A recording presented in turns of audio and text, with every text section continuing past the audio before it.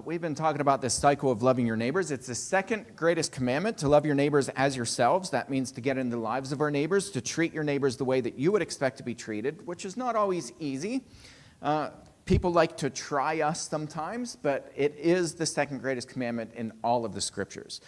And once we love our neighbors, if we love our neighbors, if we treat them the way that we would expect to be treated, I would like to think that we would like somebody to tell us about God. All of us learned about God by somebody who loved us first. Loving God is the greatest commandment. It's the greatest commandment in all of the scriptures. To love the Lord your God with all your heart, mind, soul, and strength. And then we move each other to serve others. It's not okay to be a Christian by name. We've all got to put our faith into actions. James says that faith without works is dead. And then we cycle back, and this is the simple formula, so to speak, for how to grow the kingdom. It's not that complicated, it's not that hard, but a lot of times churches and Christians tend to overcomplicate things. If you look at the model throughout the New Testament, it really was quite simple. Meet people where they are, tell them about Christ, tell them the good news, and go into the communities and serve each other. Our theme this year is becoming the hands and the feet of Jesus, and our theme verses come from Matthew 25, 37 through 40. Lord, when did we see you hungry and feed you, or thirsty and give you a drink? And when did we see you a stranger and welcome you, or naked and clothe you? And when did we see you sick and in prison and visit you? And the king will answer them, truly I say to you, as you did it to one of the least of these my brothers, you did it to me. And Jesus modeled this throughout his ministry. He constantly clothed people, fed people, gave people drinks. Over and over and over, he healed people, and he met people where they were. It didn't matter what their socioeconomic background was. Jesus served other people, and he calls us to do the same. Today we're going to talk about suffering for the name of Christ, and with that, failure. And what does that look like to fail? Simon Sinek is a very famous motivational speaker and consultant with some of the Fortune 5 companies all over the world. And he said something very famously, that every single successful person that he ever met ever reached zero or close to it. Everyone.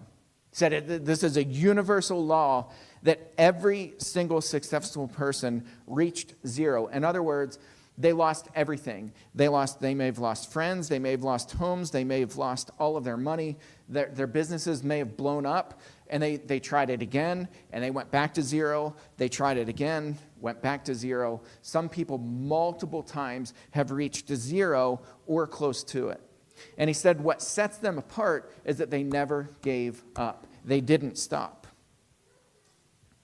Today's sermon it comes from Philippians when Paul says, it has been granted to you to suffer for his name. I think this is an important concept, and it's one that in Western culture, we don't really adhere to this principle very much. We don't accept failure very well. We don't like to fail. We think about what we do in schools.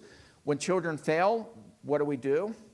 Kids, what happens to people who fail? You can shout it out. Yeah, you punish them. We also lecture them, right? You got to study harder. You got to work. What they don't teach is that failure, according to Simon Sinek, is not only inevitable, but it's a pathway to success. That it's how people build character. It's how people learn. It's how we learn. Think about when you first started to walk. Well, you may not remember when you first started to walk, but parents remember when your kids first started to walk. All of our kids, what happened? Did they just get up and start walking around? No. Right? They fell over and over and over again. And we didn't sit there and we're like, get back up, pull yourself up by the bootstraps. Let me tell you, back in my day, we used to walk uphill both ways when we were your age, right? We encourage them. We cheer them on when they fail. We cheer them on. We motivate them. We encourage them. We say, you can do it. But all of a sudden, when we get older, we reach this weird tipping point where the opposite actually takes place. why didn't you apply yourself? You dug your own grave. Why aren't you working harder? Why don't you drop this fantasy idea and actually pursue a career that's stable, that matters?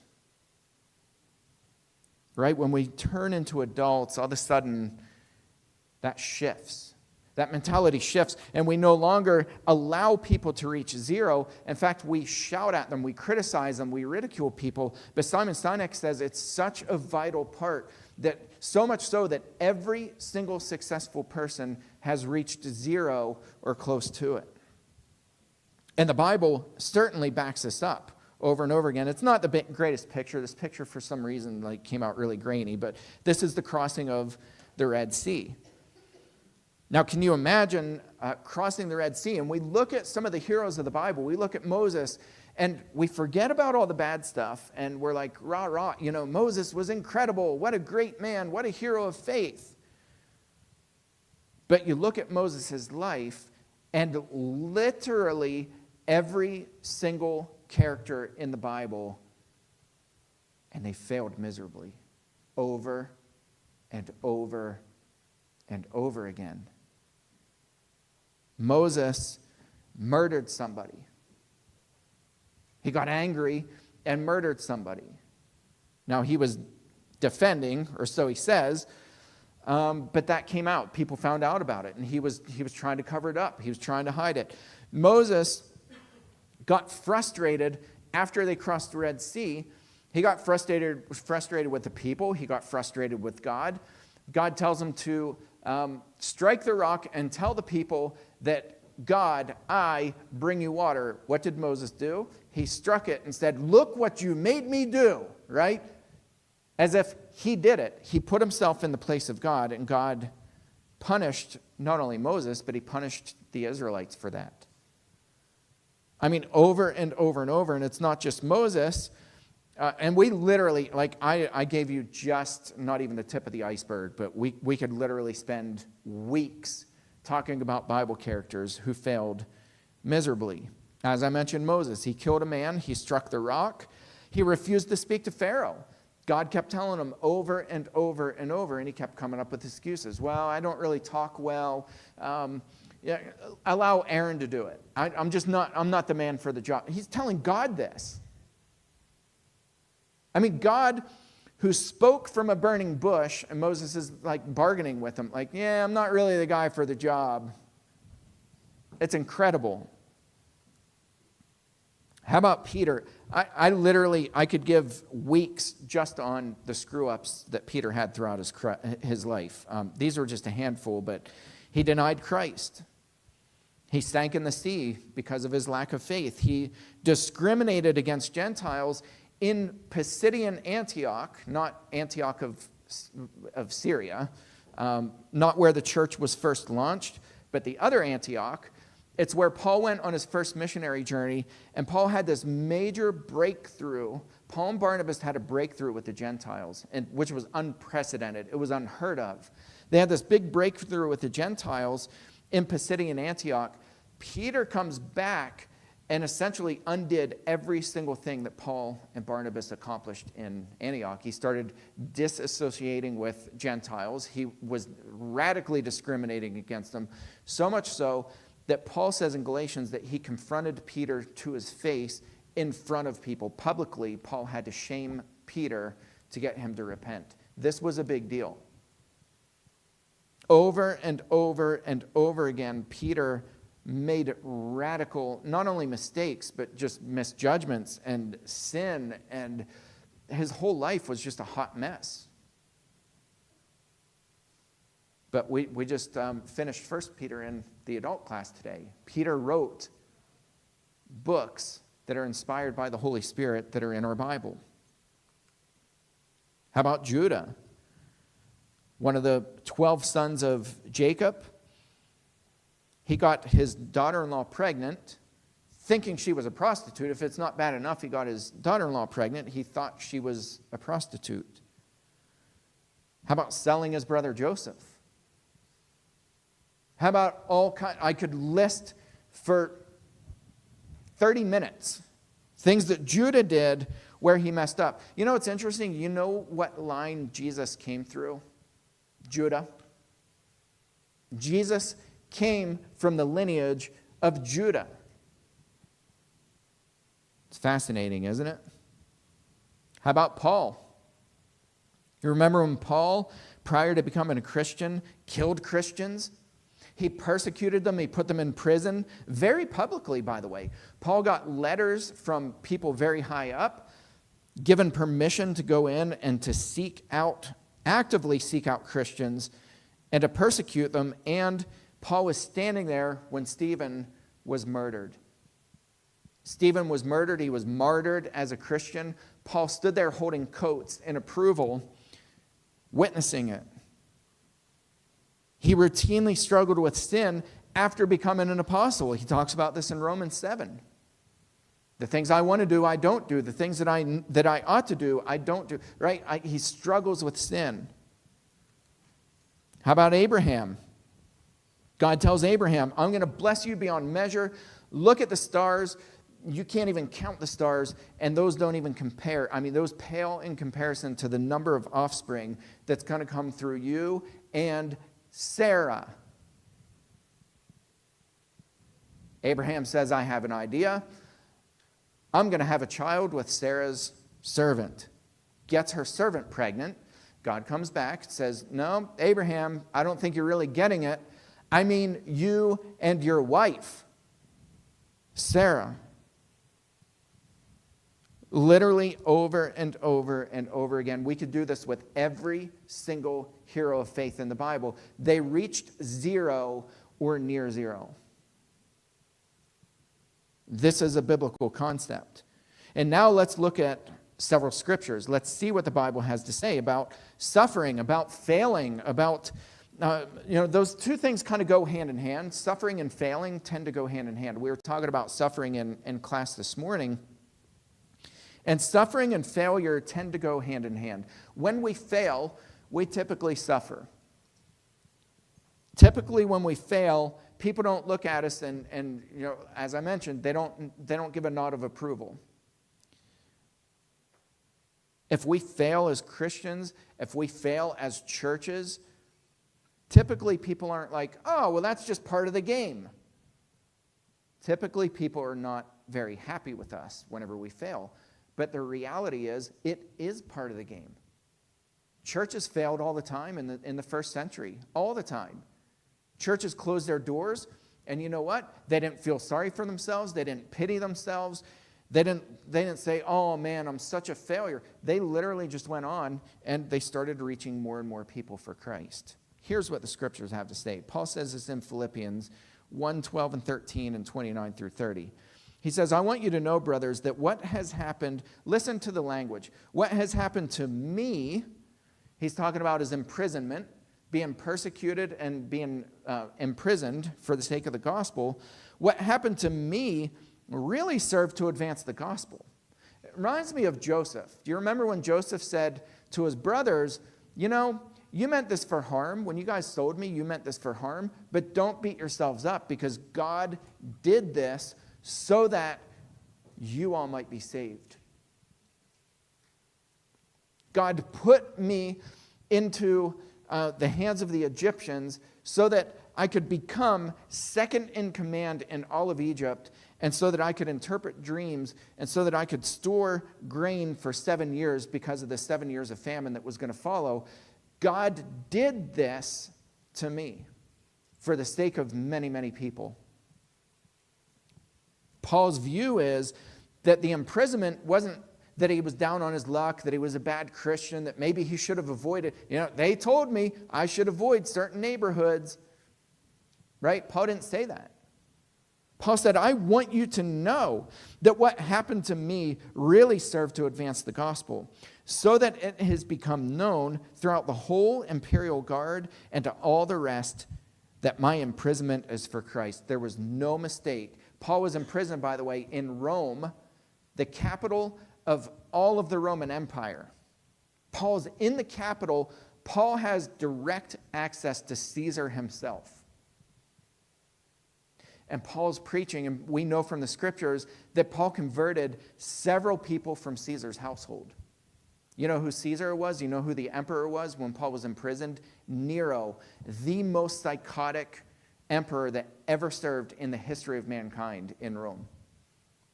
Paul's baptizing some of Nero's family members. He says, I want you to know everybody knows about Christ because of these chains of mine. And then listen how he shifts. For it has been granted to you that for the sake of Christ, you should not only believe in him, but also suffer for his sake. Engaged in the same conflict that you saw I had, and now hear that I still have. The Philippians were very familiar with what Paul's talking about here. When Paul first came into Philippi, one of the very first things that happened to him is that he was arrested. Him and Silas were arrested. They were beaten to a bloody pulp, and they were put in prison. That's how Paul entered into Philippi, and he wasn't there very long. He got released from prison, and then he had to be whisked out of Philippi, badly injured. So Paul says, I want you to know this has been granted to you. What a gift, huh? We don't look at suffering that way. As Christians, we're like, oh my goodness, what have I done? If there's really a good God, why are all these bad things happening? Right? Don't we say that? If there's really a good God, then ... why are all these bad things happening to me? I'm not making fun of that question. I think it's a fair question. But Paul says, I want you to know that it's been granted to you. It's been gifted to you.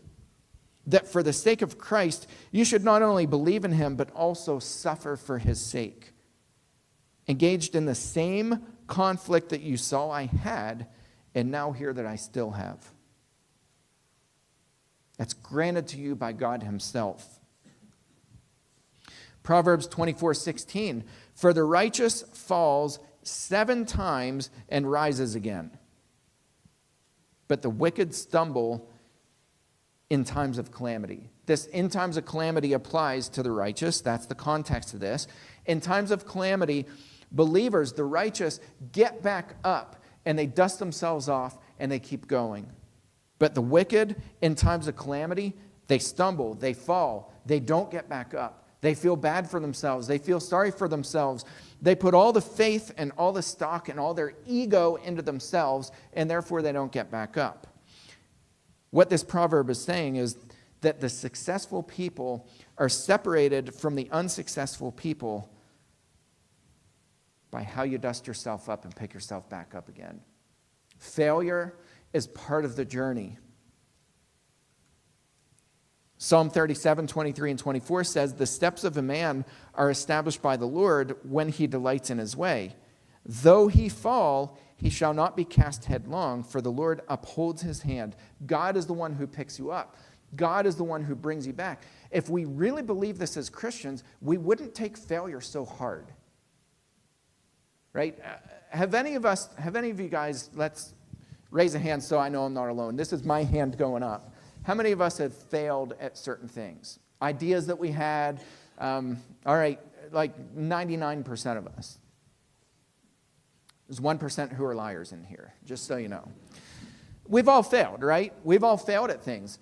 I've had countless ideas for the congregation. I came in and like, man, talking to other people, we have all these ideas, and this has to be God approved, and then it works for a little bit, then it fails. And I got to be honest, there have been many times where I'm like, is ministry even for, like, what am I doing here? Am I in the right position? Maybe I'm not cut out for ministry, right? We beat ourselves up and we turn that into our failure. And God is saying, no, trust me. My hand is here. Failure is part of the process. God is the parent cheering on the child learning to walk. God's the one saying, you can do it. Get back up. Come to me. Here's my hand. Just walk 2 steps and reach my hand. And when we take that one little step, God's the parent who cheers us on. But somehow we lose that as adults. We lose that whole concept. We lose that idea, and we look at failure as we're a bad person. We're not smart enough. We're not good enough. You know what that is at the end of the day? That's the devil whispering into your ear, telling you that failure is bad. It's not bad. Failure is neutral. Failure is not morally, ethically, it's not good or bad. Everybody fails. Did you see the hands that went up? Everybody fails. Everybody fails. But it's how we view failure as Christians that really matters. The people who succeed in life are the people who stick it out time and time again. They get back up. If you listen to wealthy people, you know how many of them lost everything? Virtually all of them. At some point in their life, they lost everything. But the difference is what sets them apart is they said, well, I learned from that, and I learned, well, this doesn't work, so I better try something else. It's the people who dust themselves off and keep going who succeed, and that includes Christians.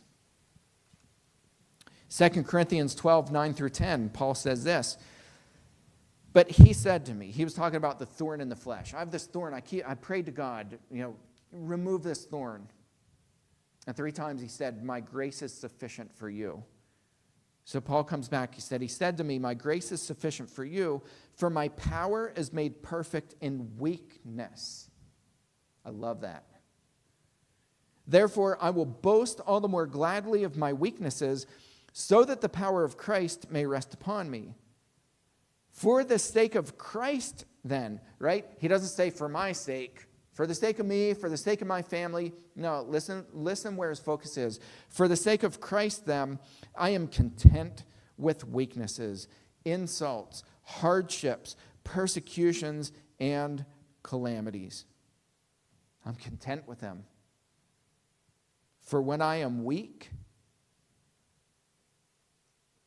then I'm strong. He doesn't say when I'm weak, I'm such a loser.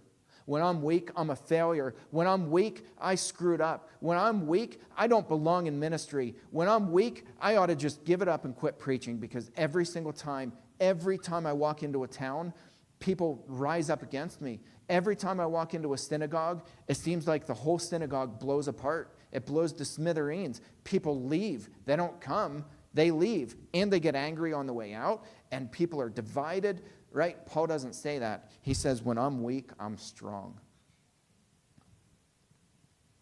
I keep going. For the sake of Christ, I keep going. I'm content with these weaknesses.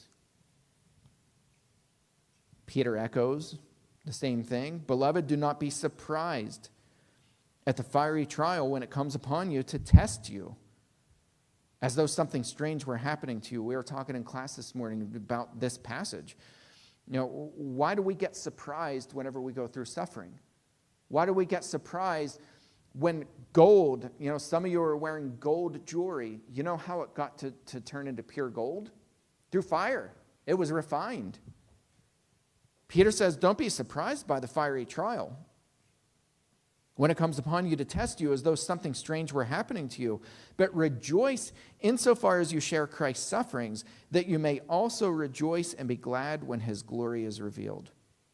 If you are insulted for the name of Christ, you are blessed. Keep going. You've got this. Get back up. You can do it.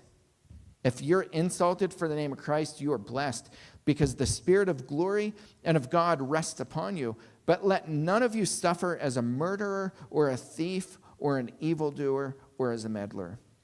Yet if anyone suffers as a Christian, let him not be ashamed. Listen to the difference in the language. Are you hearing this? Nod your head if you're seeing something different in Scripture than what we typically tell people. Yeah. If anybody suffers as a Christian, don't you dare be ashamed. Don't you dare hold your head down. But let him glorify God in that name. Glorify God in the name of suffering, in the name of failure. You give God glory in that moment. Peter's saying, you've got this. You can do this. Do you think Peter had credibility as somebody who suffered, who messed up, who failed? I'd say just a little bit. He denied Jesus 3 times, like I said. We could fill a book with all the things. Peter had conversations with some of the other disciples. Hey, who do you think is going to be at the right hand of God? You remember some of those conversations? They're walking along the road, and they're like poking each other. Like, hey, who do you think Jesus will have at his right hand when we get to heaven? Jesus is like, it doesn't work that way. Jesus doesn't pick favorites. Peter didn't get that. Over and over and over again, Peter messed up. Jesus went to wash his feet. He said, you will never wash my feet. And Jesus says, then you can have no part of me. Then not only my feet, but all of me, right? Peter comes back pretty quickly from that. John 15:20, remember the word that I said to you, a servant is not greater than his master. If they persecuted me, they will also persecute you. In other words, you're not that special. If we as Christians think that we're somehow able to be exempted out of suffering, Jesus is bringing us back to reality. You're not that special. If they got me, they can get you. If they kept my word, they will also keep yours. Romans 5:3-5, not only that, but we rejoice in our sufferings, knowing that suffering produces endurance, and endurance produces character, and character produces hope, and hope does not put us to shame. Again, listen to the language. It doesn't point fingers. It doesn't say, how dare you? You're unworthy. You're a failure. It doesn't put us to shame, because God's love has been poured into our hearts through the Holy Spirit who has been given to us.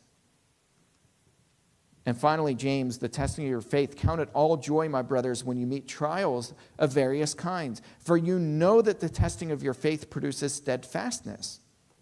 And let steadfastness have its full effect, that you may be perfect and complete, lacking nothing. You've got this. Over and over. And trust me, I picked a fraction of scriptures that speak to this. This is all through the Bible, both Old and New Testament, cover to cover. Failure is part of being here on this earth. It's neither good nor bad. But God is a loving Father, and he says, keep going. Get back up. Stop feeling sorry for yourself and keep going. Count it an honor to suffer for the name of Christ. That's your message for this week. If there's anybody who's not yet taken the step to put Christ on in baptism and you're ready, or if you have prayer needs, we'd encourage you to come up. Go out this week and dust yourself off and start the day new. Realize that if you failed in any capacity in your life, it's okay. God is cheering you on. Let's all stand and sing a song together.